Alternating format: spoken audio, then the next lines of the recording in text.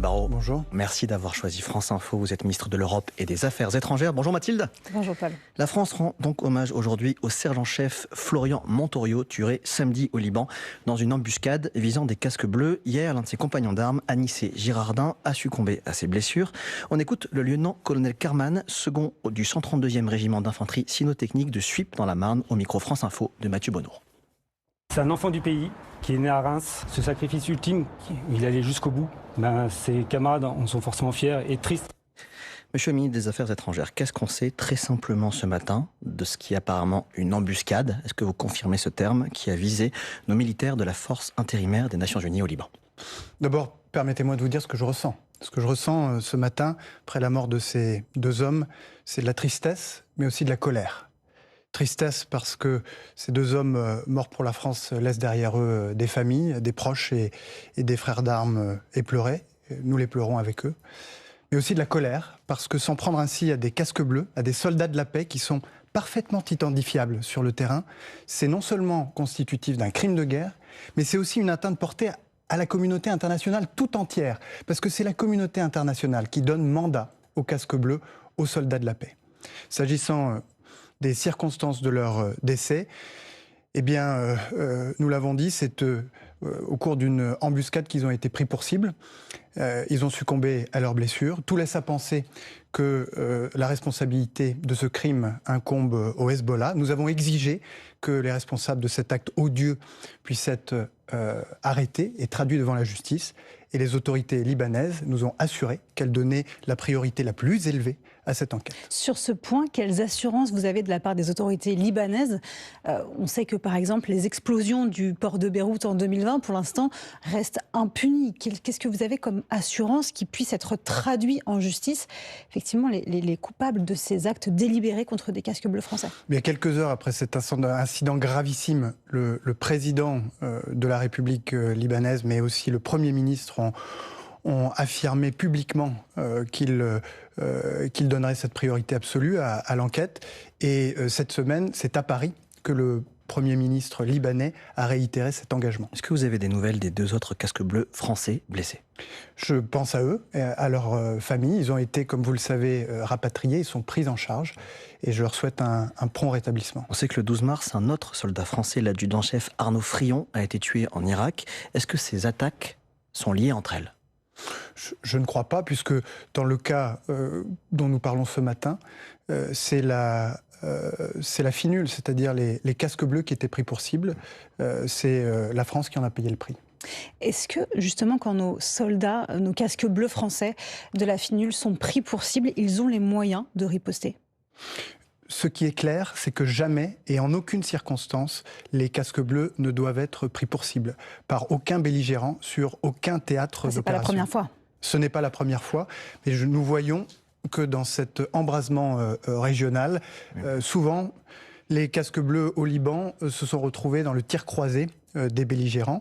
Il faut le rappeler, c'est un crime de guerre que de s'en prendre à des casques bleus qui sont des soldats de la paix, qui sont là pour faire baisser le niveau de tension, pour limiter le niveau des hostilités, et dans le cas de la finule plus particulièrement, pour participer à un processus de paix permettant le désarmement du Hezbollah, le retrait d'Israël du territoire libanais et le retour des personnes déplacées. On va prendre le temps de nous interroger sur la finule, mais quand vous dites sur Radio J que la responsabilité de l'Iran, je vous cite, est accablante, est-ce que vous attribuez clairement ce matin sur France Info cette attaque à l'Iran? Lorsque le 2 mars, le Hezbollah a entraîné une nouvelle fois le Liban dans cette guerre qu'il n'avait pas choisie, il l'a fait pour soutenir le régime iranien et ses attaques contre Israël. Et chacun connaît les liens étroits entre l'Iran et le Hezbollah. C'est d'ailleurs l'une des exigences que nous formulons. Et en réalité, l'une des conditions pour que la paix et la stabilité reviennent dans la région, c'est que l'Iran cesse de déstabiliser les pays de son voisinage par le soutien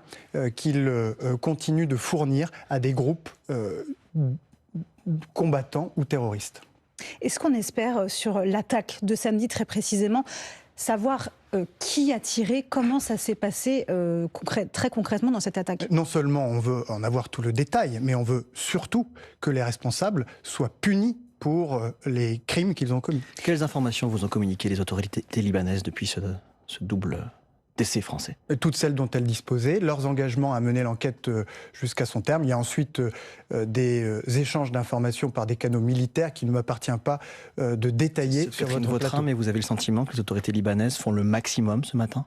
Le niveau d'exigence qui est le nôtre est suffisamment élevé pour qu'elle fasse le maximum, oui, je vous le confirme. Vous avez mis en cause très précisément le Hezbollah. Est-ce que la France a été suffisamment ferme à l'égard du Hezbollah durant toutes ces années ? On sait qu'il y a eu une tradition de vouloir distinguer une aile politique d'une aile militaire.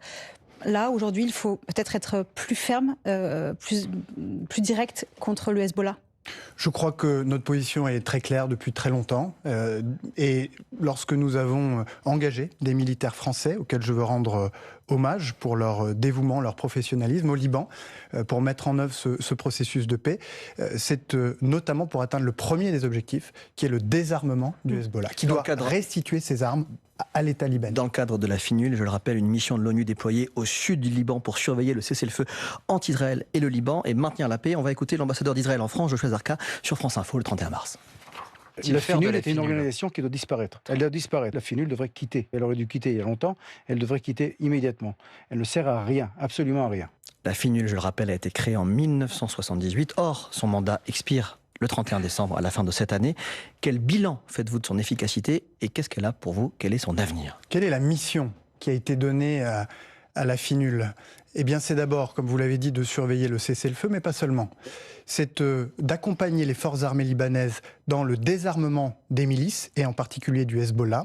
Mais c'est aussi d'accompagner... Avec quelle efficacité sur le désarmement du Hezbollah ? Et c'est aussi d'accompagner le retrait d'Israël du territoire libanais et la reprise en main du sud du pays par les forces armées libanaises. C'est pas un échec. C'est pas un échec quand on voit le désarmement qui n'a pas lieu et les Israéliens qui sont plus que jamais là. S'ajoute à ça une mission essentielle qui est une mission humanitaire. C'est d'ailleurs dans ce cadre qu'un militaire français a été légèrement blessé il y a quelques jours alors qu'il apportait ou qu'il accompagnait un convoi d'aide humanitaire vers un village du sud.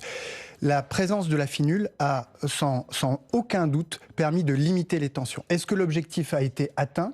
Eh bien non, puisque Israël aujourd'hui est présent sur le territoire libanais, violant son intégrité territoriale, et le Hezbollah n'est pas encore désarmé. Mais on ne peut pas tout demander à des casques bleus ou à une opération de maintien de la paix de l'ONU. Encore faut-il qu'il y ait la volonté politique de la part des partis au conflit ou aux différends pour pouvoir mener ce processus à terme. Et donc, quand j'entends l'ambassadeur israélien, eh bien, j'ai envie de lui répondre que sans la présence, sans le courage, sans le dévouement des militaires français ainsi que des autres contingents de la FINUL, la situation au Liban serait sans doute infiniment plus grave qu'elle ne l'est aujourd'hui. Mais justement, sur le désarmement, est-ce que vous avez des résultats concrets ? Parce qu'on voit bien que ça ne fonctionne bien pas. sûr. Et comment est-ce qu'on peut concrètement venir à bout du Hezbollah sans provoquer de guerre civile au Liban ? Écoutez, le désarmement du Hezbollah a fait ces derniers mois des progrès considérables. Pourquoi ? Eh bien justement parce qu'une volonté politique très forte s'est exprimée au mois d'août dernier quand le gouvernement libanais a dit « stop ». Désormais, nous allons ordonner à l'armée libanaise d'engager le processus de désarmement du sud du pays. Tout le monde, y compris les militaires américains et israéliens, ont constaté des progrès. Ces progrès ont été brutalement interrompus. Quand ? Eh bien le 2 mars, lorsque le Hezbollah a décidé d'entraîner le Liban dans la guerre. Je ne dis pas qu'on était au bout du travail, mais pour la première fois depuis bien longtemps, on voyait quelque chose se produire. On voyait les caches d'armes se vider et on voyait l'armée libanaise reprendre possession du sud du pays. Et malheureusement, ce processus a été interrompu par cette guerre que nous n'avons pas approuvée et à laquelle nous ne participons pas. Et notre souhait le plus cher, c'est que ce processus qui avait démarré puisse reprendre. Et c'est dans dans cet esprit que nous dialoguons avec les autorités libanaises, mais aussi avec toutes les parties prenantes. On reste au Liban, on est dans un petit village chrétien libanais sur ce qu'on appelle la ligne jaune. Le maire s'appelle Anna Daher, il est au micro France Info de Boris Loumagne et Alexandre Abergel. S'il n'y a pas d'accord de paix, les Israéliens ne partiront jamais. On ne croit qu'aux négociations. Le Hezbollah a essayé de vaincre par les armes, mais il n'y est jamais parvenu. Au Liban, les problèmes ont toujours été résolus avec des accords, pas par la force. Qu'est-ce que la France dit à Israël, qui occupe le Liban et qui détruit des villages au moment où on se parle ? Ce que nous avons dit, c'est que c'est deux choses. La première, c'est que le cessez-le-feu entre les États-Unis et l'Iran devait couvrir le Liban. et c'est un fait, il couvre le Liban. La deuxième chose que nous avons dite, c'est qu'il était illusoire de penser pouvoir désarmer le Hezbollah par l'usage exclusif de la force et qu'il était impératif que le gouvernement israélien engage un dialogue de haut niveau, le premier depuis des décennies, avec le gouvernement libanais, et c'est chose faite. Et la France n'y participe pas. Et je vais même aller plus loin. Sans l'intervention de la France, eh bien, il n'y aurait sans doute pas de cessez-le-feu aujourd'hui au Liban et il n'y aurait sans doute pas de discussion entre Israéliens et Libanais aujourd'hui à Washington. Ces discussions qui se font effectivement à Washington sans les Français. Sans l'intervention de la France, ces discussions n'auraient sans doute pas eu lieu. Pourquoi elles ne se font pas à Paris alors ? Parce que nous nous sommes mobilisés à tous les niveaux. Je vous rappelle que c'est le président de la République qui a informé le président Trump de la gravité des frappes massives qui ont ensanglanté le Liban lorsque Israël, en 10 minutes, a lancé 100 attaques qui ont fait plusieurs centaines de morts. Et c'est mon déplacement à Beyrouth et à Jérusalem, à la mi-mars, qui a permis de passer aux deux parties le message qu'il fallait impérativement engager ce dialogue au plus haut niveau. Pour atteindre quoi ? Eh bien, pour atteindre les objectifs qui sont le cessez-le-feu durable, qui est le désarmement du Hezbollah, qui est le retour des déplacés des deux côtés de la frontière, au nord d'Israël et au sud du Liban, et un règlement du différend qui oppose les deux pays depuis des décennies. Dans un instant, nous partons en Iran, en Ukraine, en Espagne et en Algérie. Mais d'abord, il est 8h45 et c'est l'info en 1 minute avec Laura Dulieu. La police danoise parle d'un grave accident de train. 2 rames sont entrées en collision ce matin à une quarantaine de kilomètres au nord de Copenhague. Il y a plusieurs blessés. 2 policiers placés en garde à vue à Nice pour violence et vol aggravé. Ces 2 CRS sont mis en cause sur une vidéo prise par un voisin et sur laquelle on les voit s'en prendre violemment à un jeune homme à terre en lui donnant entre autres un violent coup dans le dos. L'un des 2 policiers lui a aussi dérobé notamment son permis de conduire et 100 € selon la victime. L'hommage national à Florian Montorio, casque bleu français tué dans une embuscade samedi dernier au Liban.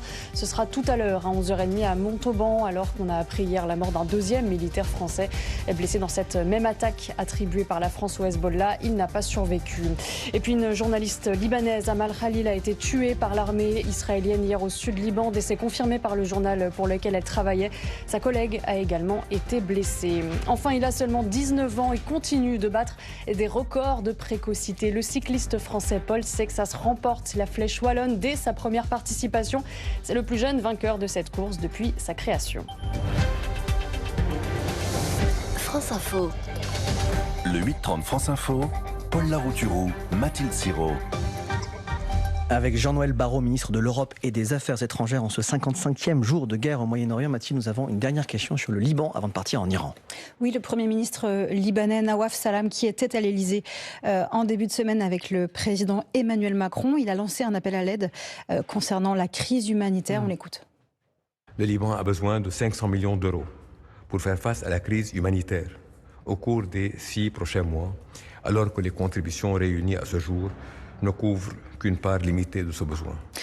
Vous aviez annoncé, Jean-Noël Barrot, 17 millions d'euros d'aide humanitaire de la part de la France. Est-ce que la France serait prête à faire plus pour le Liban aujourd'hui ? Il faudra, en tout état de cause, faire plus, en matière humanitaire, mais pas seulement. Vous vous souvenez que le 5 mars dernier, nous devions accueillir à Paris une conférence internationale pour le soutien aux forces armées libanaises, pour qu'elles puissent désarmer le Hezbollah. Conférence qui a dû être reportée du fait de la guerre. Et nous avons marqué notre disponibilité pour organiser également une conférence sur la reconstruction du Liban, parce qu'il ne faut pas se tromper, l'escalade militaire à laquelle nous avons assisté, qui a été interrompue heureusement par ce cessez-le-feu, a provoqué des dommages extrêmement considérables au sud du pays. Le Liban demande un demi-milliard. Combien va donner la France ? La France s'est mobilisée dès le premier jour. D'ores et déjà, plusieurs dizaines de tonnes d'aide humanitaire ont été envoyées sur place. D'autres suivront. Mais je le dis, c'est la communauté internationale tout entière qui doit aujourd'hui se mobiliser, à la fois sur le plan humanitaire, mais aussi pour la reconstruction et le soutien à l'État et aux forces armées libanaises. Venons-en au volet diplomatique et à l'état des lieux entre les États-Unis et l'Iran. Donald Trump a assuré qu'une reprise des discussions était possible. Donc il y a le cessez-le-feu qui s'est prolongé depuis mardi soir, le double blocus à Hormuz qui se poursuit. Est-ce que, Jean-Noël Barrot, les négociations aujourd'hui entre Américains et Iraniens sont pour vous dans l'impasse ? Je crois qu'elles sont en tout cas souhaitables, puisqu'il faut pouvoir parvenir d'abord à écarter le spectre d'une reprise de la guerre qui emporte des conséquences très dangereuses pour l'économie mondiale, mais avec des conséquences dans nos vies quotidiennes, dans la vie de nos entreprises. Et puis par ailleurs, pour qu'on parvienne au plus vite à débloquer ce détroit, ces eaux internationales qui ne doivent en aucune circonstance et par quiconque être bloquées. Les eaux internationales, c'est un patrimoine commun de l'humanité. La liberté de navigation doit être assurée, garantie. Une fois qu'on a dit ça, c'est doublement bloqué. Donc qu'est-ce qu'on fait ?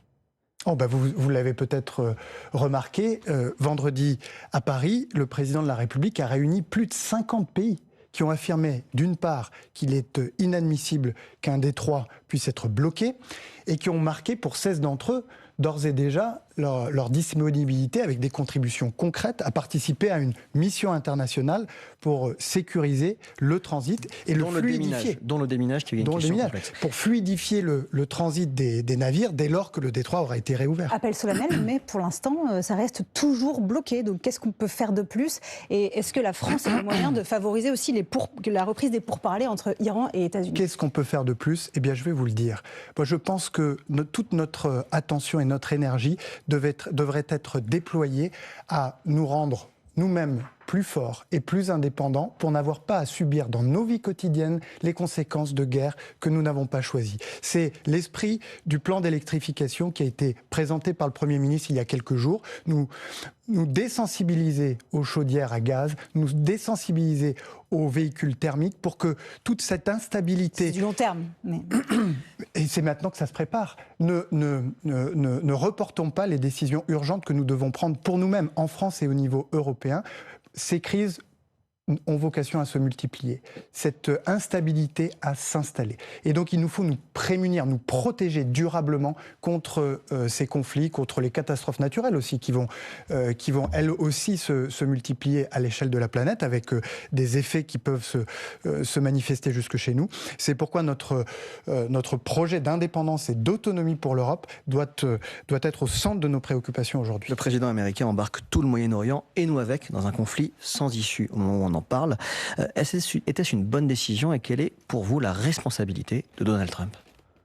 Cette guerre, nous ne l'avons pas approuvée, nous n'y avons pas participé. Nous avons dit au premier jour que ces buts étaient imprécisément définis et qu'elles s'écartaient du droit international. Effectivement, les conséquences, chacun les voit aujourd'hui. C'est à la pompe, mais pas seulement. C'est des impacts sur les taux d'intérêt que nous avons à payer sur la dette publique française. C'est un impact sur l'économie mondiale qui, d'une manière ou d'une autre, va nous affecter. Et c'est pourquoi, dans ce monde qui s'ouvre devant nous, où l'on voit la rivalité entre des nouveaux empires s'accentuer, eh bien notre responsabilité, c'est de bâtir en France et en Europe les conditions d'un renforcement économique, militaire, diplomatique et d'une plus grande indépendance pour nous prémunir contre les conséquences de ces conflits. Au sujet d'Israël, l'accord d'association entre l'Union européenne et Israël, un accord commercial, suscite évidemment beaucoup de critiques dans le contexte. Il est conditionné notamment au respect des droits humains, notamment à Gaza. L'insoumis Manuel Bompard était notre invité sur ce plateau mardi. Il a un message pour vous, écoutez. Je demande à la France de demander la suspension de l'accord commercial entre l'Union européenne et Israël. Pour quelle raison précisément ? Qui peut dire aujourd'hui que le gouvernement israélien respecte les droits humains ? Personne. Est-ce que cet accord va être suspendu ? Vous le savez, la position de la France est claire là-dessus. La France reconnaît le droit d'Israël à l'existence et à la sécurité. On y est même indéfectiblement attaché. Cependant, nous condamnons l'action du gouvernement israélien à Gaza, en Cisjordanie, mais aussi au Liban. Et si cette politique ne change pas, eh ben on ne pourra pas faire comme si de rien n'était. Maintenant, j'entends Manuel Bompard et la France Insoumise qui ont comme objectif ultime la suspension de cet accord d'association. Notre objectif n'est pas de suspendre pour suspendre. Notre objectif, c'est que les choses changent et que le gouvernement israélien change sa politique. Donc la France ne veut pas suspendre cet accord. À Gaza, qu'il permette l'accès de l'aide humanitaire. En Cisjordanie, qui mette fin à la colonisation illégale et à l'explosion des violences par les colons extrémistes et violents. Et je vous affirme que je plaide depuis 1 an pour que des sanctions soient prises à l'encontre des entités ou des individus qui sont responsables de meurtres de Palestiniens ou d'incendies en Cisjordanie, que ces sanctions européennes ont été bloquées depuis 1 an par un veto hongrois, veto qui pourrait être levé, et je pense que nous parviendrons à prendre ces sanctions dans les prochains jours. Donc on entend, la France ne veut pas suspendre cet accord. Par contre, vous êtes pour que les colons soient sanctionnés. C'est pas ce que j'ai dit, Paul Laruturo. J'ai pas bien compris alors. Non, ce que j'ai dit, c'est que si le gouvernement israélien ne change pas sa politique, et notamment à Gaza et en Cisjordanie, on ne pourra pas faire comme si de rien n'était. Mais c'est une décision qui sera prise au niveau européen, puisque vous le savez, c'est cet accord qu'il faut parvenir à trouver. Il faut l'unanimité, on sait que l'Allemagne et l'Italie bloquent, donc même si la France le voulait, elle ne le pourrait pas forcément. Mais en vous écoutant, je ne comprends pas vraiment si la France le veut. L'indignation provoquée par les politiques menées par le gouvernement israélien, elle dépasse largement la France et même l'Europe. Et à moins que le gouvernement israélien n'en tire les conséquences, y compris au niveau européen, on ne pourra pas faire comme si de rien n'était. Vous évoquiez le veto hongrois de Viktor Orban. Sur un autre sujet également, ces vétos pourraient être levés. On pense donc à l'aide à l'Ukraine, ce prêt de 90 milliards d'euros qui a été voté, mais qui pour le moment était bloqué par Viktor Orban, qui vient de perdre les élections, ainsi qu'un 20e paquet de sanctions contre Moscou dont il est considéré comme proche. Est-ce que cette situation, ce déblocage du prêt de 90 milliards d'euros à l'Ukraine, c'est de nature vraiment à changer la donne à court terme sur le terrain pour l'Ukraine face à la Russie? Bien sûr, parce que ça va mettre d'une part l'Ukraine à l'abri des difficultés financières pendant les 2 ans qui viennent, et d'autre part, ça va lui permettre de poursuivre les négociations avec la Russie en position de force, puisqu'elle disposera de ses ressources. Je rappelle que c'est un prêt de 90 milliards d'euros qui est consenti par l'Europe. Nous sommes prêts à libérer les premières tranches dès la mi-mai, dès lors que l'accord définitif est trouvé, ce qui devrait intervenir dans les prochaines heures ou dans les prochains jours, grâce à la levée du veto hongrois. Et je le rappelle, ce prêt consenti par l'Union européenne sera remboursé lorsque la Russie versera les réparations de guerre qu'elle doit à l'Ukraine, après avoir conduit depuis plus de 4 ans cette guerre coloniale injustifiée et injustifiable. Je vais vous demander si c'est possible d'être concis, parce qu'on a encore des questions importantes à vous poser. L'écrivain franco-algérien Kamel Daoud, chroniqueur au journal Le Point, a été condamné en Algérie à 3 ans de prison ferme à cause de son roman sur la guerre civile. Quelle est la réaction de la France et quelle protection concrète pouvez-vous lui apporter aujourd'hui ? Kamel Daoud est un grand écrivain. Je déplore qu'il puisse être condamné, ou que ce soit d'ailleurs pour avoir écrit un livre. Il est résident en France. Il n'a aucune raison d'être inquiété. Avez-vous des nouvelles de Christophe Glaise, notre confrère français détenu en Algérie? Nous continuons à nous mobiliser pour obtenir sa libération, en lien étroit avec sa famille, dont je veux saluer la grande dignité. Un tout petit mot de politique, on n'a pas le temps mais on le prend 2 secondes. L'ancien ministre de l'Intérieur Bruno Retailleau a créé la controverse cette semaine après des déclarations sur la politique migratoire espagnole. Il veut, je cite, mettre l'Espagne au banc des nations européennes. Qu'en avez-vous pensé? L'Espagne est un grand pays avec un grand peuple qui n'a pas vocation à déménager. Il restera notre voisin. Et je ne me souviens pas avoir entendu le président des Républicains s'émouvoir lorsque Giorgia Meloni, en Italie, a pris exactement la même décision. Il est 8h57, c'est l'heure de la question qui a retrouvé sur les réseaux sociaux. La question qui met à l'épreuve la transparence aujourd'hui. Vous le savez, la Haute Autorité pour la transparence de la vie publique, la HATVP, a publié cette semaine les déclarations d'intérêt et de patrimoine de tous les ministres du gouvernement. Donc c'est la loi et la tradition à chaque fois qu'il y a un nouvel gouvernement. Donc nous connaissons la vôtre. Vous avez un des 3 plus hauts patrimoines du gouvernement. Qu'est-ce que vous pensez, Jean-Noël Barrot, de cette transparence? Je pense qu'il est sain qu'il puisse y avoir une transparence sur le patrimoine des responsables politiques pour veiller à ce qu'ils ne s'enrichissent pas, notamment dans l'exercice de leur mandat. En revanche, je crois que c'est sur ce qu'ils font qu'ils doivent être jugés, pas sur leur patrimoine ou sur ce qu'ils ont. Trop de transparence, vous diriez? Je pense que la transparence est bonne et qu'elle est nécessaire.